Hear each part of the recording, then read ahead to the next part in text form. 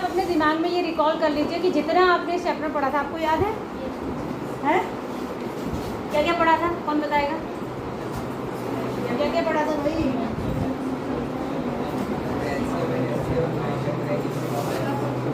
सबसे पहले क्या पढ़ा था? गुड। नंबर 1 पे क्या पढ़ा था? प्राइम फैक्टर नहीं पढ़े थे?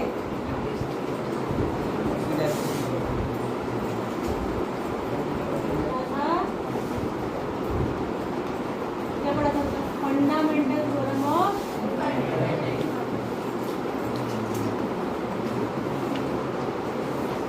अरिथमेटिक, ठीक है। फिर साथ में प्राइम फैक्टराइजेशन भी पढ़ा था। फंडामेंटल थ्योरम में ही वैसे प्राइम फैक्टराइजेशन की बात हो जाती है, ठीक है, ये पढ़ा था। फिर क्या पढ़ा था? एलसीएम, एलसीएम और एचसीएफ किस बेस पे? प्राइम फैक्टर के बेस पे निकालना। फिर आपने इसमें रिलेशन पढ़ा था एलसीएम इंटू एचसीएफ। ये मैं बार बार आपको इसलिए रिवाइज करा रही हूँ, first number into second number, आप ये भूलें नहीं, ठीक है। ये चैप्टर 1 में एक्सरसाइज 1.1 की बात मैं कर रही हूँ, जिससे रिलेटेड क्वेश्चन इसमें है, ठीक है, जिससे रिलेटेड क्वेश्चन किसमें है?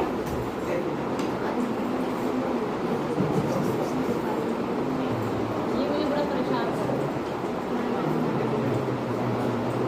ये वाला ठीक है। चलो अब देखो, तो ये एक्सरसाइज देखो, ये आपको पढ़ने में आ रहा है।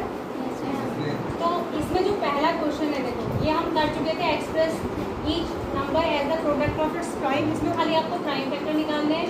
इसमें आपको एचसीएफ और एलसीएम निकालना है, जो मैं आपको समझा चुकी हूँ।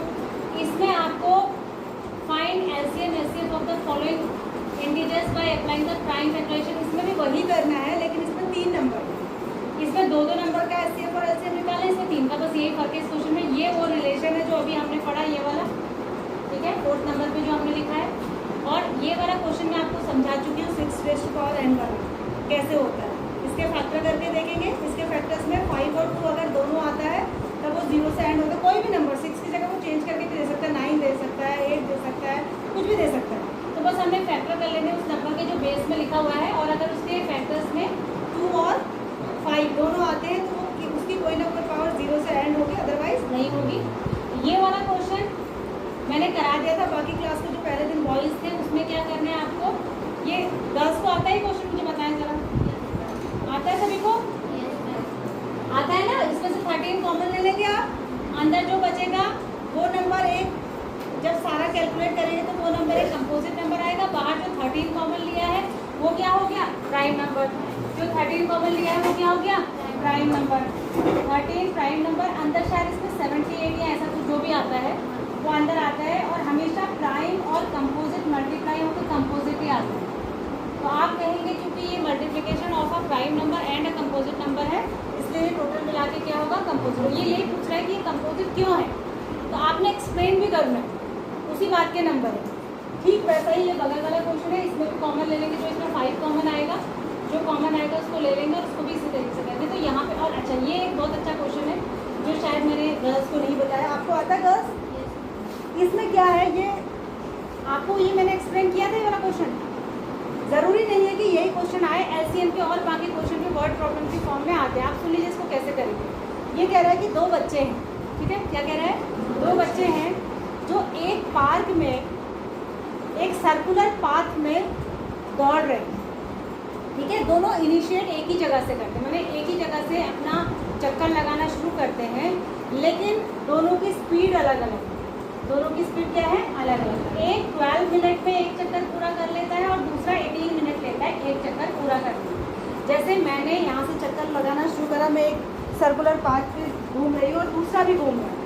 अब मैंने और दूसरे ने एक साथ शुरू करा, लेकिन मैं घूम के वापस अपनी इनिशियल पोजीशन पे 18 मिनट में आती हूँ, और जो दूसरा है वो 12 मिनट में ही आ जाता है। तो मैं 18 मिनट में आऊँगी, वो 12 मिनट में पहुँचते, तो वो 18 मिनट तक तो दूसरा चक्कर शुरू कर देगा ना, बात समझ रहे? तो हम दोनों एक साथ नहीं चल रहे हैं, लेकिन ये पूछ रहा है कि कौन सा टाइम ऐसा होगा जब वो दोनों मिलेंगे एक ही जगह, ठीक है, कब मिलेंगे ये पूछ रहा है। तो वो कब मिलेंगे का आंसर है जितना 12 और 18 का एलसीएम होता है वहाँ पर मिलेंगे। क्या आएगा? 36, लोएस्ट कॉमन मल्टीपल। 12 के टेबल में 36 आता है, कहाँ पर आता है 3 जा, और 18 में 2 जा। तो सबसे पहले कॉमन आने वाला मल्टीपल कौन सा है 36 है। यानी जब दोनों को चलते चलते 36 मिनट हो रहे होंगे, अमन सीधे बैठो, एकदम सीधे, कमर सीधी और खुद भी सीधी, नहीं तो बाहर चले जाओ। अगर इतना ज़्यादा तुम्हें आलस से आ रहा है तो गो आउटसाइड, मैं पागल नहीं हूँ। तो वहाँ पर वो मिलेंगे, ठीक है। तो ऐसा क्वेश्चन दूसरा भी बनाया जा सकता है, जितना एलसीएम होता है वहाँ पर मिलेंगे। बात समझ में आ गई। 36वें मिनट पे दोनों एक ही पोजीशन पे होंगे, ठीक है, जहाँ पर मैं होंगी वहीं पर होंगे। और दूसरी बार कब मिलेंगे, जो दूसरा कॉमन मल्टीपल होगा। दूसरा कॉमन मल्टीपल क्या होगा इनका 72, तो दूसरी बार 72वें मिनट पे मिलेंगे, ठीक है। तो ये लोएस्ट ही पूछा जाता है कि ऐसे क्वेश्चन बहुत सारे, जैसे पूछा जाएगा कि घड़ी की 2 सुइयाँ चली हैं, 2 गाड़ियाँ एक ही जगह से चली, 2 रेलगाड़ियाँ एक ही जगह से स्टार्ट हुई, एक की स्पीड ये है दूसरे की स्पीड ये है, तो वो दोनों एक दूसरे को कहाँ पर क्रॉस करेंगे, ऐसा भी क्वेश्चन बनाया जाता है। तो सारे क्वेश्चन का आंसर एक ही तरीके से निकाला जाएगा। हमें क्या लेना है एलसीएम, याद रहेगा आपको। आगे बढ़ जाते हैं। इसमें हमने एक क्वेश्चन और कर लिया था मेरे हिसाब से, जो रूट वाला था, कर लिया था ना। अच्छा, इरेशनल नंबर √2 इज इरेशनल, ये सारा हमने कर लिया था, ठीक है। इसमें √3 भी कैसे करेंगे मैंने आपको बताया था, सेम ही तरीके से होता है। √5 भी कैसे करेंगे ये भी मैंने आपको बताया था। लेकिन इसमें एक क्वेश्चन बेटा ये वाला भी आता है, ये वाला और ये वाला, बहुत अच्छा क्वेश्चन है और बहुत इजी क्वेश्चन है। आप बहुत इजीली इसको कर लेंगे अगर ये आता है तो। ये भी आपसे 2 से 3 नंबर में पूछा जाता है, और ये भी 2 से 3 नंबर में पूछा जाता है। कई बार ये 2 ही नंबर में पूछा जाता है, ये भी 2 ही नंबर में पूछा जाता है, लेकिन ये 3 नंबर में पूछा जाएगा आपसे, ठीक है। करना कैसे है ध्यान दीजिए, कैसे करना।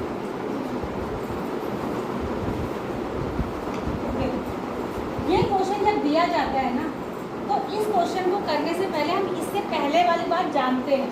अब इससे पहले वाली बात क्या है, इससे पहले वाली बात क्या है, बैक साइड से मुझे पता है, उस साइड से क्यों नहीं चल रहा है। देखो इसमें क्वेश्चन क्या है कि प्रूव दैट 3 + 2 √5 इज इरेशनल। क्या है, प्रूव दैट, बोलिए, 3 + 2 √5 इज इरेशनल। ये दुनिया के, अगर कोई मुझसे पूछे तो दुनिया के इजीएस्ट क्वेश्चन में से, सरलतम क्वेश्चन, बिल्कुल डिफिकल्ट नहीं। इसमें आप क्या करेंगे, आपको एक पर्टिकुलर मेथड याद रखना है कि इस टाइप के जितने भी क्वेश्चन आएंगे उनको इसी तरीके से करना, ठीक है। तो आप क्या लिखेंगे, इसको जब मैं प्रूव करूँगी तो मैं प्रूफ लिखूँगी। क्या लिखूँगी, प्रूफ। यहाँ पर कहते हैं प्रूफ लिखते हैं, प्रूफ नहीं लिखा जाता, क्या लिखा है, प्रूफ, ठीक है। आप लिखेंगे late 3 + 2 √5 is equal to A/B, ठीक है, A/B। यहाँ पर where A and B are coprime, ठीक है, यानी कि को-प्राइम है, तो यानी ये वाला पार्ट क्या है, रेशनल। ये वाले पार्ट को हम क्या मान के चल रहे हैं, रेशनल, ठीक है, ठीक हो गया। अब आप क्या करेंगे, 2 √5 is equal to A/B minus. आपको एक बात ध्यान रखनी है कि आपको देखो इस पूरे में इरेशनल कौन सी टर्म, √5। इरेशनल क्या है, √5। इरेशनल क्या है, √5। फिर से बोलिए, इरेशनल क्या है, √5। तो आपको अपने दिमाग में बिठा लेना है कि आपको √5 को एक जगह रखना है और बाकी सब उधर ले जाना। समझ में आया। तो आप क्या करेंगे, ये तो आप ले गए उधर, नहीं आप उधर ले गए। अब आपके क्या पास क्या बचा, थोड़ा और इसको सॉल्व करना चाहें तो यहाँ पर एलसीएम ले लीजिए, तो ये हो जाएगा A-3B/B हो जाएगा, ठीक है। इधर बचा 2 √5। अब यहाँ पर √5 को रखना है बस, बाकी 2 को भी इधर लेंगे, A-3B/2। ये अब देखो, ये रेशनल, ये रेशनल, ये रेशनल, ये सारा क्या है, रेशनल। तो ये पूरा पार्ट क्या है, रेशनल, पूरा पार्ट क्या है, रेशनल। और ये क्या है, ये रेशनल है। तो आप लिखेंगे कि इसको कुछ इक्वेशन नाम दे देंगे आप लिखेंगे इन इक्वेशन 1। देखो कभी भी एग्जाम में हम करते हैं ना, तो हमें अपनी तरफ से पूरी बात क्लियर करके लिखना चाहिए। हमें ये मान के नहीं चलना है कि एग्जामिनर जानता है, वो कुछ नहीं जानता, वो वही जानता है जो आपकी कॉपी में लिखा है। इसीलिए तो हर बच्चे के लिए अलग मार्किंग करता है। अगर वो जान रहा है तो वो तो सबको एक ही जैसे नंबर देगा। तो यहाँ पर आपने क्लियरली लिखने की in equation 1 left hand side is irrational and right hand side is rational.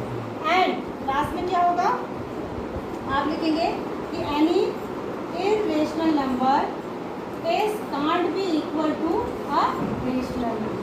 ये रेशनल कभी भी रेशनल के इक्वल नहीं हो सकता। इसका मतलब क्या है कि ये इरेशनल है और हमने इसको माना क्या था, रेशनल। ठीक है, शुरू में एक चीज़ और लिखेंगे आप, let 3 + 2√5 is rational and equal to this. Let 3, वही कंसेप्ट तो वही है, जैसे हम √5 या रूट क्या हो गया, क्या हो गया, क्या हो रहा है, कॉपी कहाँ है, ऊपर रख ले, अभी दाल चावल नहीं बटने वाले हैं। ठीक है, तो चाहे हम √2 प्रूव करें, √3 प्रूव करें या √5 प्रूव करें, पहला स्टेप ये होता है कि हमें उसे प्रूव क्या करना है, इरेशनल। और हम सपोज क्या करके चलते हैं, रेशनल। तो उसको हमने किसके इक्वल रखते हैं, a/b के। और जहाँ पर a और b क्या है, को प्राइम है। ये 3-4 चीज़ें याद रखिए। और अगर आप स्टार्टिंग भी सही कर देते हैं ना, आप जैसे आपको √5 प्रूव करना है तो आप कहेंगे let √5 is a rational number and equals to a/b where a and b are को प्राइम।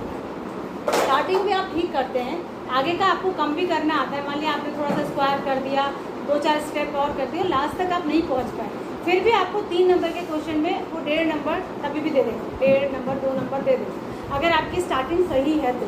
अगर शुरू से ही फुल कवर किया है तो फिर कोई क्या कर सकते हैं। ठीक है, तो ये कॉमन स्टेप हैं जो √2 में भी वही आएंगे, √3 में भी वही आएंगे, √5 में भी वही आएंगे और इस क्वेश्चन, इस टाइप के क्वेश्चन में भी वही आएंगे। अब ज़रूरी नहीं है कि क्वेश्चन यही हो, ज़रूरी नहीं क्वेश्चन यही हो, क्वेश्चन ऐसे भी दे सकते हैं, कुछ भी बना देगा, कोई भी क्वेश्चन बना देगा, ऐसे भी बना सकता है, उसकी मर्जी। ये एक क्वेश्चन को मान के मत चलिए कि बेसिक में, बेसिक का पेपर है या बेसिक ऑप्ट करेंगे तो बुक का ही यही वाला क्वेश्चन आ जाएगा, इससे मतलब नहीं होता। ठीक है, इस टाइप के से मतलब होता है, कंसेप्ट वही होगा, क्वेश्चन कैन भी चेंज। अब आ जाओ इसमें, ये उससे भी इजी, ये उससे भी इजी। ये कह रहा है prove that the following are irrational. क्या करेंगे इसमें, कोई बताएगा मुझे, बताइए क्या करेंगे। आपको प्रूव करना है कि 1/√2 इरेशनल। कैसे प्रूव करेंगे, पहले 1/2 को रेशनल मानेंगे और इक्वल टू क्या मान लेंगे, a/b। फिर क्या करेंगे, क्रॉस मल्टीप्लिकेशन कर देते हैं। ठीक है, तो ये हो जाएगा b = a√2। ठीक है, और यहाँ पर ये भी लिखेंगे a एंड b आर को प्राइम, से लिखना जरूरी है। ठीक है, मैं नहीं लिख रही हूँ तो आप ये नहीं कि लिखेंगे, लिखना है ही आपको। तो यहाँ से इसको इस साइड ले आते हैं, तो √2 = क्या हो जाएगा, b/a। जब a/b रेशनल है तो b/a क्या होगा, रेशनल होगा। तो ये इसके इरेशनल के इक्वल नहीं हो सकता क्योंकि √2 इरेशनल होता है, ये आप जानते हैं। ठीक है ना, ये आप पहले प्रूव कर चुके हैं कि √2 इरेशनल होता है, तो आप कहेंगे कि b/a तो रेशनल है और √2 इरेशनल है, ये हम जानते ही हैं, प्रीवियसली प्रूव कर चुके, तो ये नहीं हो सकता। फिर लास्ट में वही लिखना है आपने कि any irrational number is not equal to a rational number. ठीक है, इसी तरीके से सारे ही करना। इसमें √5 को एक साइड रख लेंगे, बाकी सब उधर ले जा लेंगे। इसमें √2 को एक साइड रख लेंगे, 6 को उधर ले जा लेंगे, अपॉन भी मान के, चाहे 6 उधर जाके माइनस हो प्लस हो, जो भी अकॉर्डिंग टू द क्वेश्चन उस हिसाब से। ठीक है, आ गया। इस चैप्टर को यहाँ पर खत्म माने। किसी ने कुछ पूछना है बता दीजिए, मैं आगे बढ़ रही। किसी ने कुछ पूछना है, साकिब कुछ पूछना है, साकिब नहीं पूछना, हाँ कुछ पूछना चाह रहे हो, हाँ पूछो। अमन से निकाल, इससे कहा, अमन बताओ।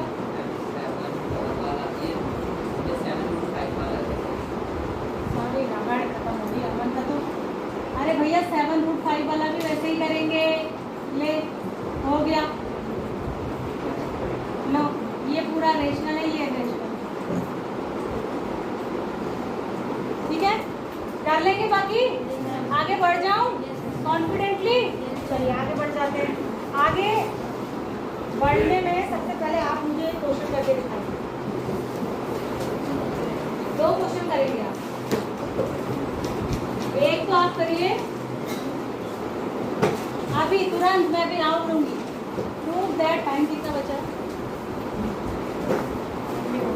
प्रूव दैट, पहले तो आप ये करके दिखाइए। Prove that √3 is an irrational number. इसको करिए पहले। दूसरा करिए, प्रूव दैट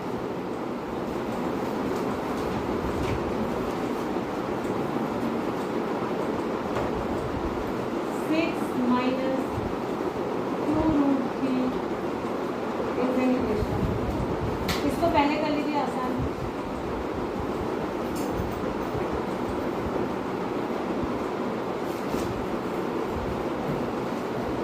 सारे बच्चे करेंगे, सबके सब। देखो अभी भी 2%, 1% बच्चों को यकीन है, 1%। भाई साहब मेरे को तो कहीं कहाँ, मेरे लिए कोई कुआं खोदो, उसमें गले तक पानी भरवाओ, डुबकी लगा लेती हूँ, खूब मार लूँगी, जहर दे दो मुझे। यहाँ देखो कैसे करेंगे आप शुरू। आप वो सारी कहानी लिखेंगे कि let √3 is the rational number and √3 को आपने पहले सारी कहानी लिखी कि √3 आप क्या सपोज कर लेंगे कि रेड, ये क्या हो गया, इसको भी समझ नहीं आ रहा है।